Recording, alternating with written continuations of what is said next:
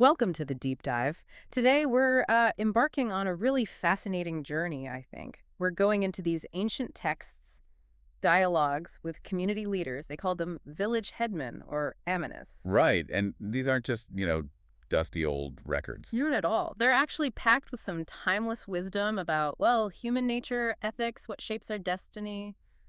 Pretty big stuff. Huge stuff. Our mission here is basically to pull out the most potent insights. Think of it as maybe a shortcut to some deep understanding. We'll cover everything from what makes someone, say, fierce versus gentle. Which is a fundamental question, really. Exactly. And then we get into challenging popular beliefs about, the afterlife, destiny, and there's even this unique safe bet idea for handling life's big uncertainties. Yeah, imagine leaders back then, actors, warriors, even political figures, going straight to a wise teacher with their most pressing questions, sometimes deeply personal ones. Must have been quite something to witness. Oh, absolutely. And these dialogues, they give us this amazing window into the real challenges of applying profound wisdom to, well, just daily life. And also how we humans tend to cling to beliefs that are comforting, maybe, but not always correct. And we'll see how this teacher very expertly guides them towards deeper truths, sometimes with reactions that are quite surprising, even emotional. Okay, so let's dive in. We start with Kancha, right, one of these village headmen. That's long. And he asks this really basic, fundamental question. What makes one person fierce? The term is canto, which sounds pretty intense. It implies a kind of raw, untamed quality, yeah. And then the opposite, gentle serato, someone composed, peaceful. It's about character, right? Deep down. Exactly. And the teacher's answer, it just cuts straight to the heart of it. It's remarkably direct. What does he say? He basically explains that the fierce people, they're the ones who haven't let go of their inner stuff. Greed, ill will, delusion. So when something happens, when they're provoked, these things, they haven't abandoned. They just manifest as anger, harshness. Okay, so it's internal. Completely. And conversely, the gentle folks are the ones who have dealt with these inner defilements, who've abandoned them. So when they get provoked, the anger just doesn't come out. Wow. That really reframes how you think about character, doesn't it? It does. It's less about the outward show, like what you do, and much more about the inner source, the why you do it. Precisely. The root cause. That insight alone helps you understand your own reactions and, frankly, why other people act the way they do sometimes. Yeah, it's very practical in that sense. Okay, so moving on from that, there's this other theme that keeps popping up, a really powerful one. The clash between belief and reality. Exactly. You have several headmen. There's Telepathy the actor, a warrior, an elephant rider, a horseman. Right. Different professions, but a similar issue. Yeah, they all come to the teacher holding these popular beliefs, stuff passed down from their ancestors, Well, the actor believes entertainers go to a heaven of laughter. And the warriors, they believe dying bravely in battle sends you straight to a special heaven for warriors. It's just what everyone thought. Okay, accepted wisdom. Totally. And the teacher, he hesitates at first. He does, which is interesting in itself. He asks them, 3 times if they really want to hear it. So he knows it's going to be tough. Oh, yeah. And when they press him, he lays out this, deeply unsettling truth. He says, if these acts, even the ones society praises. Like being a brave warrior or a great entertainer. Right. If they're done with a mind that's still tangled up in greed, ill will, delusion, and especially if they incite those states in others or involve a desire for destruction, like the warrior's intent to kill. Then what? Then the destination after death isn't heaven. It's a specific kind of hell. Wow. Okay. For the actor, it's called Pahasa hell, a hell of laughter, which is chillingly ironic given his job. Oof. Yeah. And for the warriors, it's serenity hell. And he explains why, right? There's a core concept here. Yes, absolutely.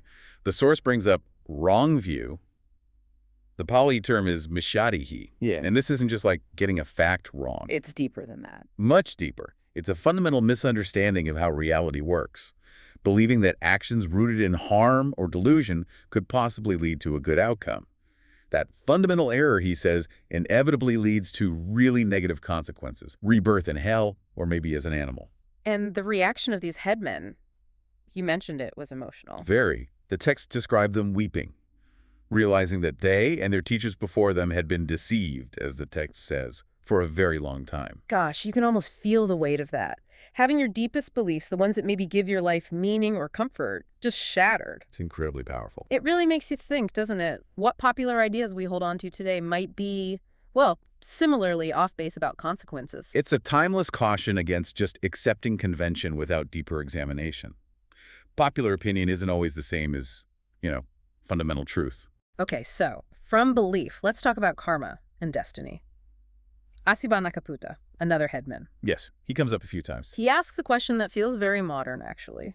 Can a wise teacher or anyone really powerful just make everyone go to heaven? Like some kind of, I don't know, spiritual override? Yeah, bypassing personal responsibility, essentially. Can you do that? And the teacher's answer is crystal clear. He uses two really vivid analogies, memorable ones. Okay, what are they? First, the stinking stone. Imagine you toss a huge, heavy boulder into deep water. Okay. Now imagine a massive crowd gathers on the bank, and they all start praying and wishing, oh, float, boulder, float, rise up. Great, it's not going to happen. Exactly, it's just going to sink. And he says, similarly, people who consistently engage in unwholesome actions, he lists them. Killing, stealing, sexual misconduct, lying, divisive speech, harsh speech, idle chatter, coveting, ill will, holding wrong views. The whole list? The whole list. They are, by the nature of those actions, heading for a negative outcome, like rebirth in hell. And no amount of wishing or praying by others can change that trajectory. Wow. So very direct cause and effect. Extremely direct. But then there's the flip side. The second analogy. The rising oil. Pour oil or ghee onto water. Now have that same crowd wish really hard for it to sink. Sink, oil, sink. Also not happening, it floats. It naturally rises. And in just the same way, he says, people who abstain from all those unwholesome actions and who cultivate right view, they are naturally heading towards positive destinations, like rebirth in heaven. Regardless of anyone wishing them ill. Exactly. Their own actions determine the direction. That is such a powerful statement of personal accountability. It really is. So many traditions focus on external forces, maybe divine favor or intervention. But this just puts the power and I guess the responsibility squarely back on you. Your actions, your intentions, they carve the path. It's almost liberating in a strange way, knowing it's in your hands. I think for many, yes. It gives you agency. You're not just subject to whims or external forces entirely. Okay, so Asibana he seems to be chewing on this idea of compassion. He comes back later, yeah. And asks another quite probing question. If the teacher is truly compassionate towards all beings, why does it seem like he teaches some people more intensely, more thoroughly than others? Yeah, it looks like a contradiction, doesn't it? If you care about everyone, why not give everyone the exact same teaching? Exactly. How does the teacher explain that? Again, with really practical analogies, two of them. First, the farmer in the fields. Okay. A farmer has 3 fields. One is excellent, fertile, well-watered. One is mediocre. And one is poor, rocky, saline soil. Where does the farmer plant his best seeds first? In the best field, obviously. You want the best return. Right. Then maybe the mediocre field. And the poor field. Maybe he throws some seeds there last, hoping to get at least some animal fodder. Right. Sure, makes sense. So the teacher says he does the same. He adjusts his approach based on the field. And the second analogy? The water filler in the pots. Someone's filling pots with water. They have 3 pots. One is sound, doesn't leak, doesn't spill. One doesn't leak but spills easily if you move it. The third one leaks and spills. No. Which pot do you prioritize filling carefully? The good one, the non-leaking, non-spilling one. Exactly. Then the non-leaking but spilling one. Right. And the leaky spilling one. Maybe you just use it for washing dishes or something less critical. I see the pattern. So who are the good fields and good pots? He says his best fields, his non-leaking pots, are his dedicated monks and nuns. Highly receptive, highly committed. Makes sense. His mediocre fields, or non-leaking but spilling pots. Those are his devoted lay followers. Still receptive, but maybe with more worldly distractions. And the barren fields. Those represent other groups, like ascetics and Brahmins from different traditions. They might be less receptive, maybe more challenging, holding different views. But he still teaches them. Yes, that's the crucial part. He teaches all of them, even the barren field. He says he teaches them too, hoping that maybe even a single word might benefit them in the long run. Ah, so it's not about withholding wisdom. It's about strategy. Efficiency. It's about strategic compassion, maybe. Optimizing the teaching for where it's likely to take root most effectively, while still extending that compassion universally. respecting the learner's capacity. That's a really nuanced take on teaching and compassion. Very practical. Very. Okay, let's shift gears a bit. There's this fascinating incident during a famine in Nalanda, right? Yes, a severe one. And a rival teacher, Nātaputta, tries to basically stir up trouble. Yeah, it seems like a bit of a political play. He tells Asibantakapputta him again. Busy guy. He tells him to go accuse the wise teacher of destroying families. Oh. By traveling with a large group of monks during a famine, taking alms food when resources are scarce, paint him as irresponsible. Okay, that's a low blow during a famine. How does the teacher respond? Well, first, he flatly denies it.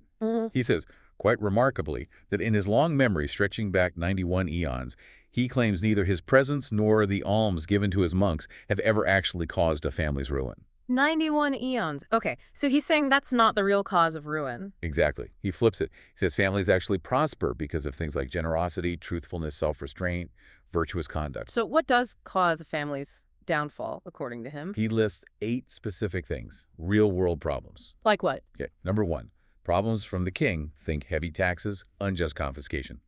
2, thieves. 3, fire. 4, floods, natural disasters. Like external factors. Then some internal ones. 5, wealth. They've hidden somewhere but forgotten where it is, so it's lost. 6, neglecting their business or work, just letting things slide. Laziness or poor management. 7, the emergence of an evil son, someone in the family who just squanders everything. The black sheep who ruins the family fortune. Pretty much.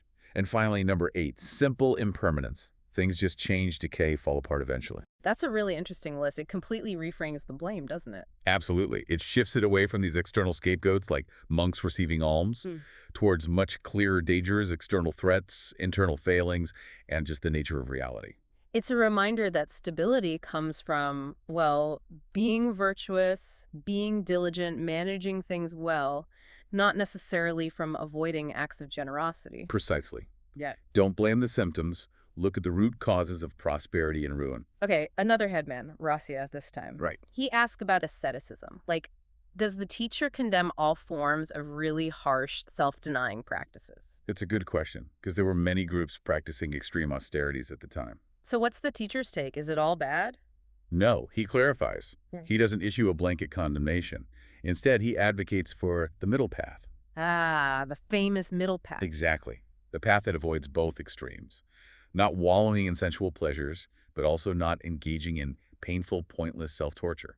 And that middle path is? The Noble Eightfold Path. Right view, right intention, and so on. He says this path is the one that leads to genuine insight, peace, enlightenment. So the focus isn't on how harsh the practice is. But on whether it actually works, Yeah. whether it leads somewhere useful. Exactly. Does it lead to insight? Does it lead to peace? And he applies a similar kind of discerning approach to wealth, too, doesn't he? It's not just about having it or not having it. Right. Building on that idea of discernment, he gives this detailed breakdown of wealth. It's not just how you get it. Was it justly or unjustly acquired? Right. Did you use force? Okay, the source matters. Definitely. Yeah. But also how you use it. Do you just hoard it?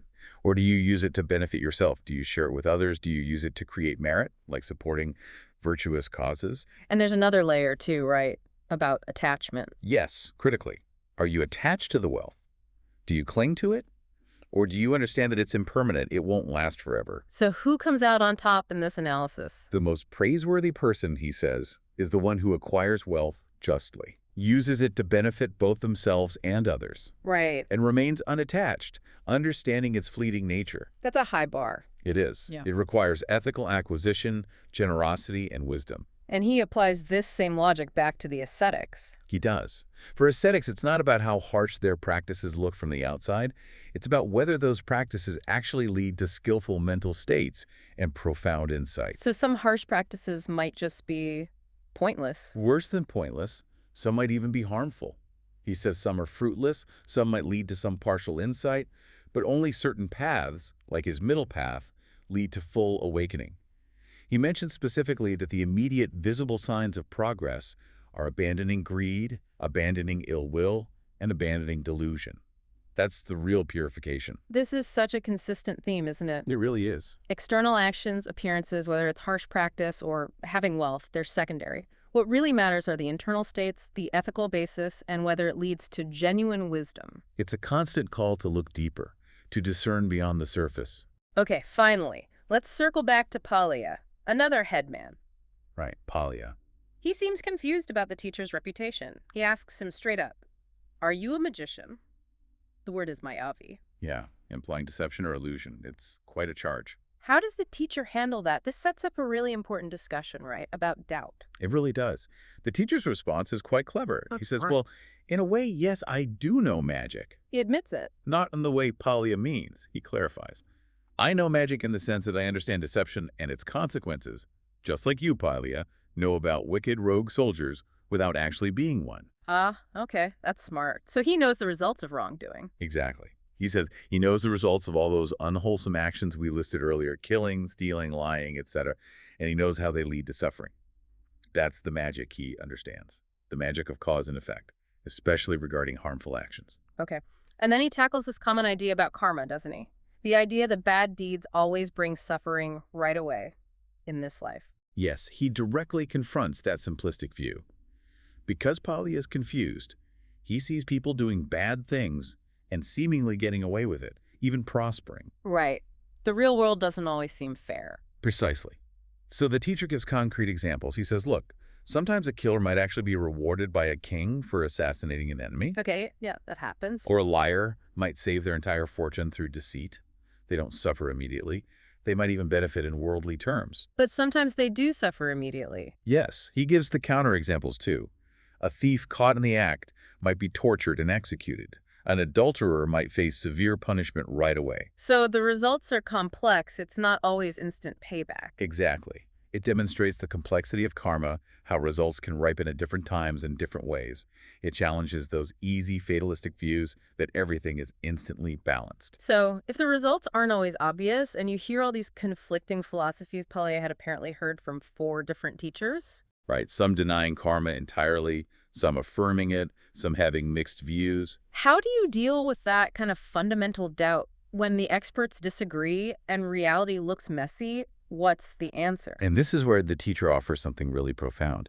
He says the ultimate antidote isn't just more intellectual debate.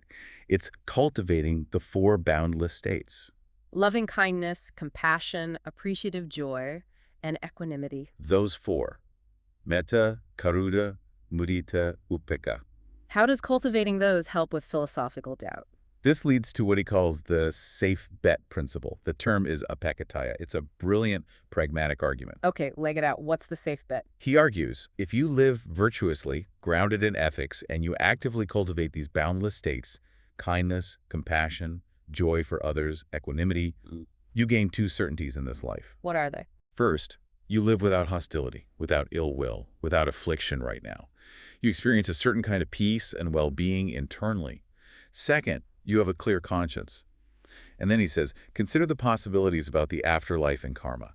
If there is another world, and if good and bad deeds have results, then because you've lived well, you're headed for a good rebirth. You win. Okay, makes sense. But, he continues, even if there isn't another world, and even if deeds don't have results after death, you still win in this life because you've lived peacefully, kindly, without remorse. You haven't lost anything by being ethical and compassionate. So either way, you benefit. Either way you benefit. It's a no-lose proposition. By focusing on virtuous conduct and cultivating these positive mind states now, you guarantee yourself a measure of peace and well-being, regardless of which metaphysical theory turns out to be true. That's the safe bet. That's the safe bet. And he says this approach, this understanding, leads to profound mental calm, concentration, and freedom from the torment of doubt about these huge, unanswerable questions. What really strikes me there, and maybe you listening feel this too, is that the wisdom isn't just some abstract theory. It's so practical. Extremely practical. An ethical, compassionate life is good in itself. It brings its own peace. That's a safe bet you can invest in right now, today, and it frees you from getting paralyzed by uncertainty. Exactly. It brings liberation right here and now. Wow. What a deep dive that was. We've really journeyed through these ancient dialogues with the Gāmaṇīs, the village headmen, and seen how they offer this incredibly profound, but also really practical wisdom. Stuff that hits on universal human concerns, character, destiny, how to prosper, how to handle doubt. And you see these recurring patterns, don't you? Yeah. The power of our own intentions. Yeah. The absolute importance of right view, understanding things correctly. Yeah. And this liberating idea that cultivating our inner world, like developing those boundless states, gives you this unwavering path to peace. Yeah. It's clarity, even when there's so much conflicting information swirling around. So wrapping up, what does this all mean for you listening right now? Maybe consider that safe bet idea. Yeah. How might approaching your own choices, your ethics, navigating all the information and opinions out there, how might seeing it through that safe bet lens change things for you day to day? How could it free you from doubt? Maybe empower you to live more fully, more kindly? Definitely something to mull over Uh-huh. until our next deep dive.